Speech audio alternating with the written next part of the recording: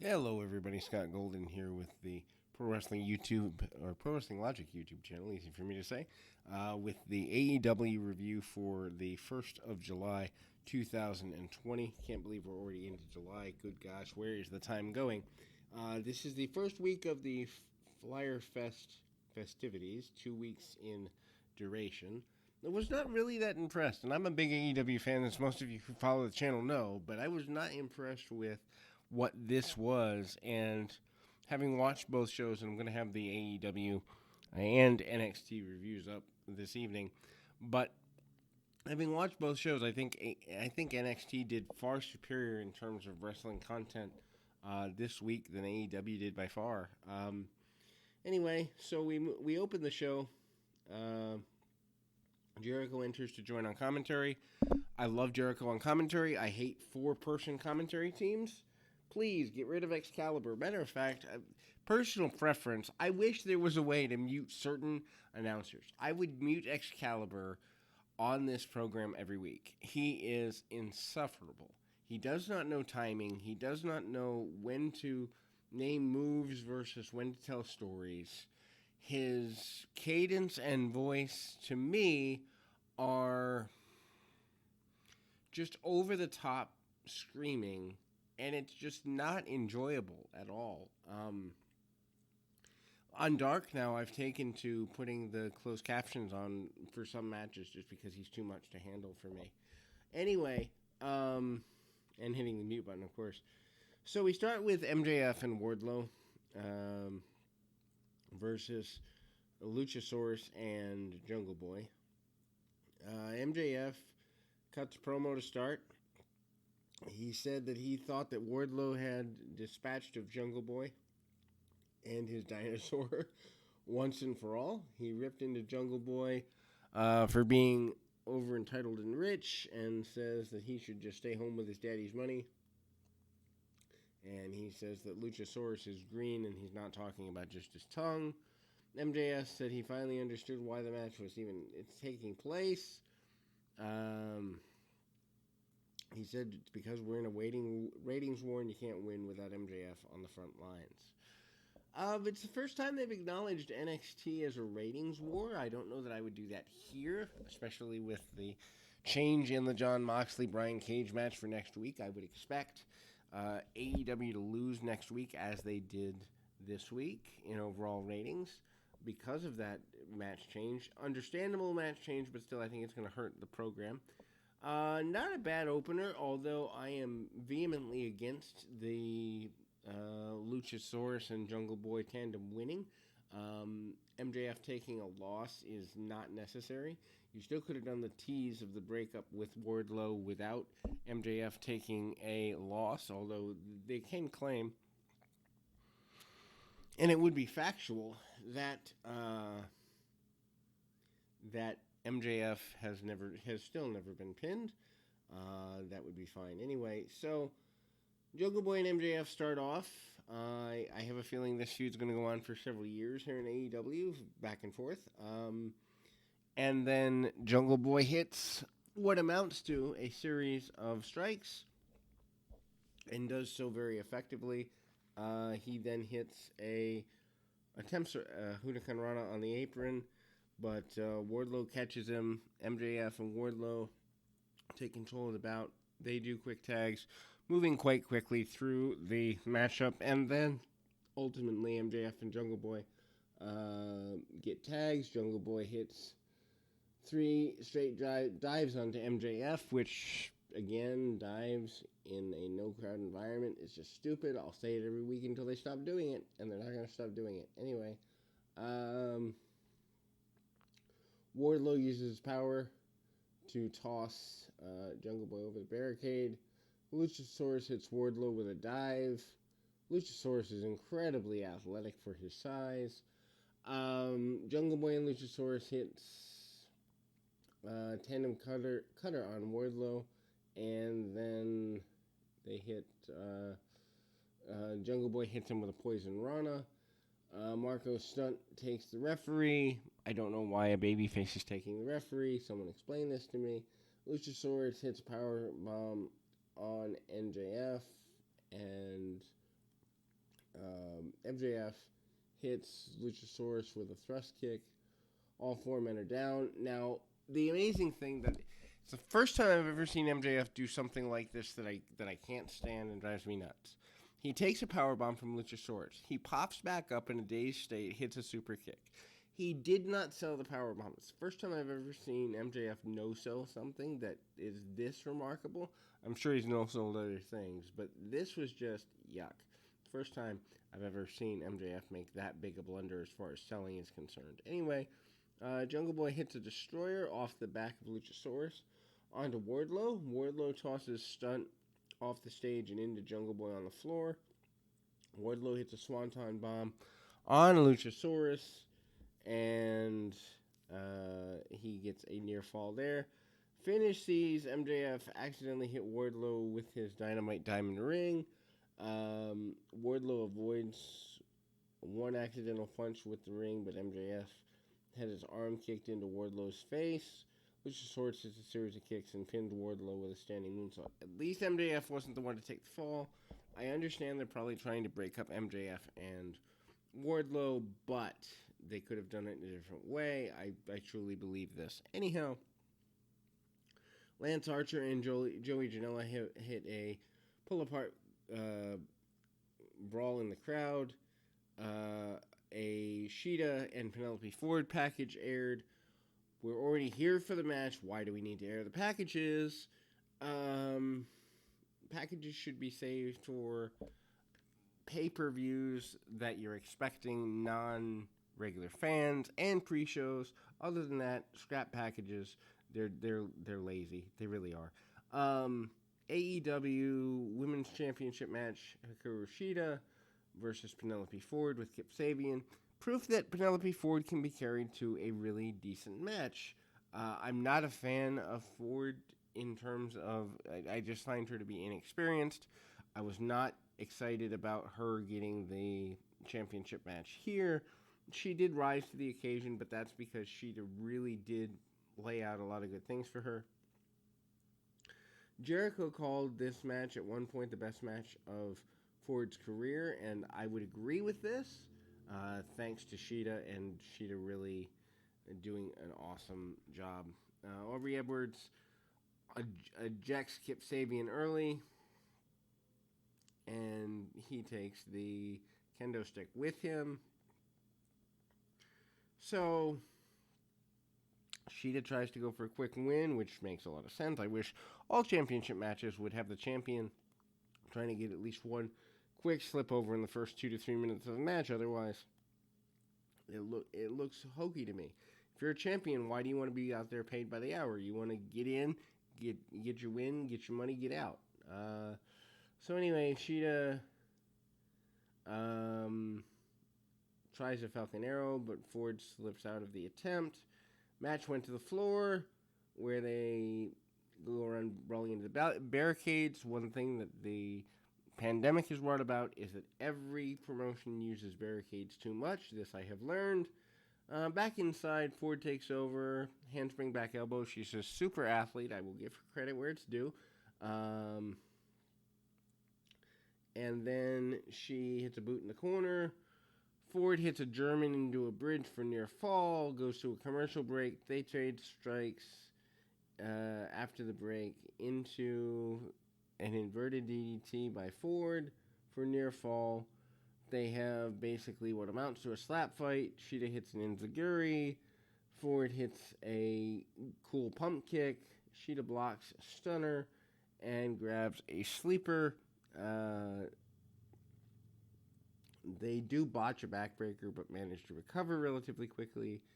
Shida hits a Falcon Arrow. Ford rolls through and cradles Shida for near fall. Ford uses a Matrix back bend to avoid the attack from the top.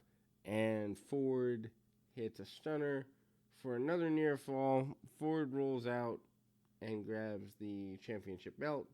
Edwards goes out after her. Sabian runs in and it still has the kendo stick. Shida ducks a kendo stick shot and hits Sabian with a stick. Ford jumps back in and hits a stunner for another near fall. Shida tries to hit a Falcon Arrow, but does not get the win as Penelope Ford kicks out. I'm not a fan of this. Falcon Arrow is a major move. Is a big move for Shida. Shida then hits a series of running knees for the victory. Best match of Penelope Ford's AEW career, probably entire career. So credit there. Taz breaks down the Jon Moxley double arm DDT in a video package. This was pretty cool. Then we go to the TNT Championship match. I was surprised with where this was placed in the program. Obviously, Cody with Arn Anderson defeats Jake Hager with Catalina Hager to retain the championship. Not a fan of this match. Well, the match was fine. I mean, I'm 50-50 on Jake Hager. I like some of his stuff, and then there's others of his stuff where I just don't get what all the hype is on the guy. This was one of those nights for me. Just a personal opinion thing. Anyway, Cody comes in with a mock-up of the old school Great American Bash t-shirt from like 1987, which is cool. Match starts slow, did some mat wrestling early, which is also cool, especially when you see someone like Cody doing mat stuff because he has the high school background and obviously Hager having the amateur college and MMA background. He probably at one point could have gone to the Olympics, I would think. Anyway, so they move along into a bit of a higher pace. Cody hits a springboard dive to the floor. Hager comes back with several throws. Match spills to the outside of the ring. Hager manages to go after Arn Anderson, which is a scary moment. Shoves him against the barricade.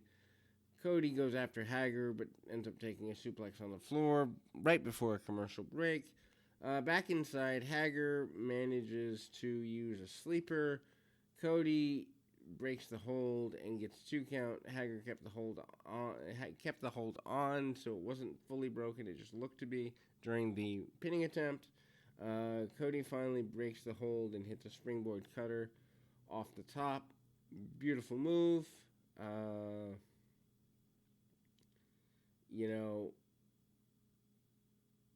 Cody uses a pump kick. Hager hits a Vader bomb, which Jericho quickly points out is a Hager bomb for a near fall. Then Hager tries a second Hager bomb. Cody blocks it, hits an inverted DDT for a 2 count. He hits a throw off the buckle for a 2 count. Hager uses an ankle lock, but Cody finds a rope to get the rope break. The match then goes to its finishing sequence. Hager takes the ref. Catalina slaps Cody, which I don't know if she's going to be a regular character, but she definitely has some really cool camera presence. I will give her that much. Hager goes back to the ankle lock. Arn gets in the ring, takes the ref. Dustin comes out, runs and punched Hager, and then Cody went for the crossroads. Hager blocks it. Hager hits a Uranagi and floated over into the arm triangle. Cody postured up and he pins him. But meanwhile, during the pinning combination, and here's where the finish gets clunky, Hager never loses the hold during the pinning combination. And so Cody is unconscious even though he gets the win. I just don't... I understand that it means that they're probably going to do Hager and Cody again. And probably Dustin and Hager somewhere around the bend. But, number one, I don't see Hager as a solution or an answer to AEW's problems. He's a good bit player, but nothing more. This is probably the worst match I've seen Cody have, too. They just didn't click all the way here. Anyway, Jake Hager thinks he wins the match because Cody's passed out. Hager knocks the referee out, and the road agents run in to make a save here. Darby Allin hype video is executed. He's doing tricks on his skateboard. Um, he complains about not being medically cleared. I don't quite understand um, how he can manage to do the skateboarding tricks but not wrestle. I don't know if he's officially not cleared or if this is a story. I don't know what the whole backstory is behind that. If somebody knows, mention it in the comments below because I am really curious. Um, then another match I didn't really care about going in, and they didn't do anything to make me care about it when they left. Private Party with Matt Hardy. Hey, that's a rhyme. Anyway, versus Santana and Ortiz. Number one contenders match here.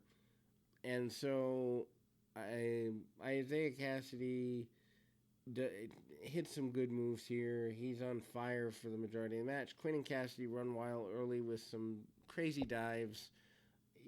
Don't need to reiterate how I feel about that. Cassidy in particular hits a decent dive to the floor. Santana cuts Cassidy off with a backdrop. Ortiz tags in, hits a DDT, and then the heels establish the controlling dominance in the match. Quinn gets a tag during a commercial break. I don't know why they do tags during commercial breaks. Never makes sense. He comes back, hits a dive, cuts off. Cassidy gets cut off again. Crazy Torito dive over the top. Cassidy hits a swanton onto Ortiz for near fall. Quinn tags in and falls victim to some double team maneuvers. Ortiz makes a cover. Cassidy makes the save for his partner. Santana takes over on Cassidy, and they're on the floor. Ortiz takes the ref.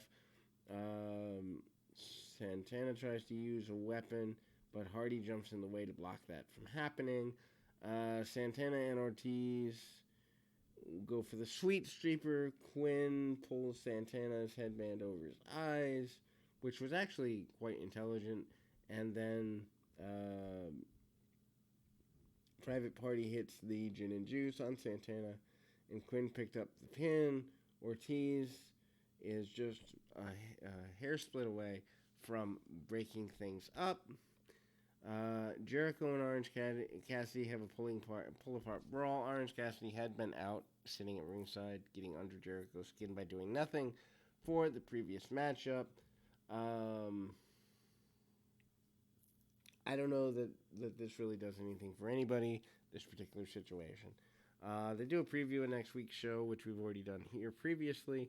The only thing that's of note is that the Moxley versus Cage match has been moved to the 15th due to the Moxley household COVID scare. They don't acknowledge that on TV, but we'll get to that promo in a second. So Taz comes in with Brian Cage. He basically cuts a promo. Says he's not upset with the fact that the match has been postponed by a week. Taz and Moxley didn't want to come to Flyer Fest out of fear. Say that 3 times fast. For the health of the crew. Taz says it sounds good, but he knows Moxley's just scared, and that he's been tested time and again, and that he tested negative. He said he thinks that Moxley is a chicken. Well, you can imagine. And then Taz manages to take a shot at WWE and says that AEW doesn't run a sloppy shop.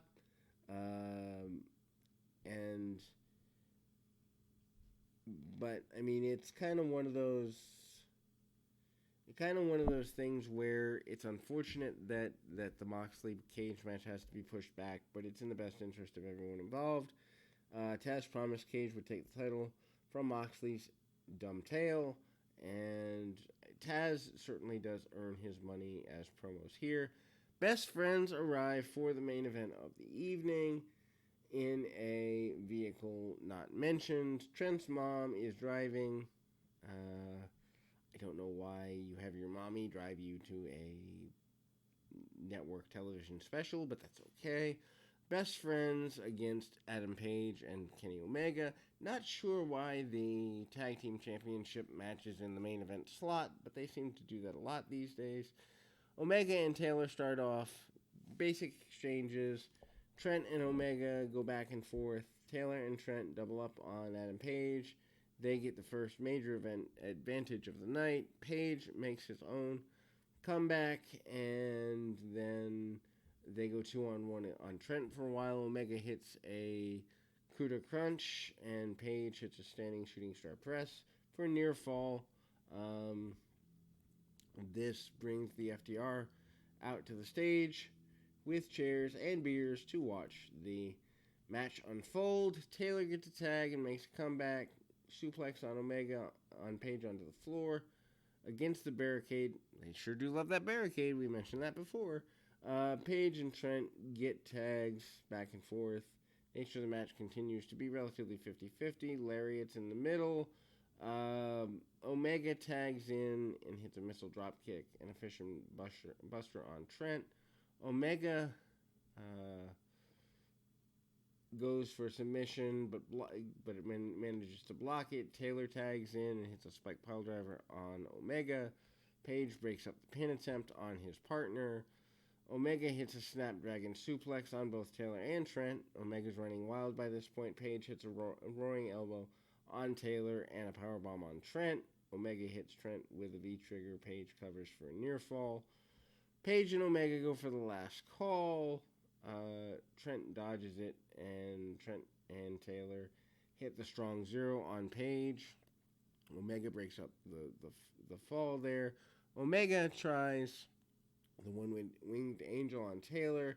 Taylor blocks and hits a Michinoku driver. Then we see the best friends do their hugging deal. Page hits a pump kick, knocks Taylor out of the ring, and Page and Trent traded strikes, and they do the sit-down cradle spot. Page hits a Deadeye on Trent for near fall. Page hits the buckshot lariat on Trent for the win. FTR comes down post-match with beers after and offers them to Page and Omega. Page and Omega both accepted the beers. Page drank his. Omega doesn't drink, so obviously he poured his on the ground. Waste of a perfectly good beer. Anyway, Wheeler and Harwood were upset that Omega poured their beer out and confronted him about it. The Young Bucks run in to separate FTR, Page, and Omega.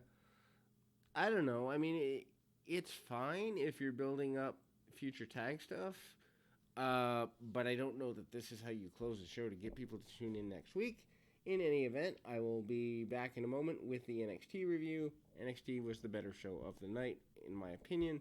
We'll discuss that in a minute. Anyway, keep your feet on the ground, your mind in the moment. Until next time, everybody.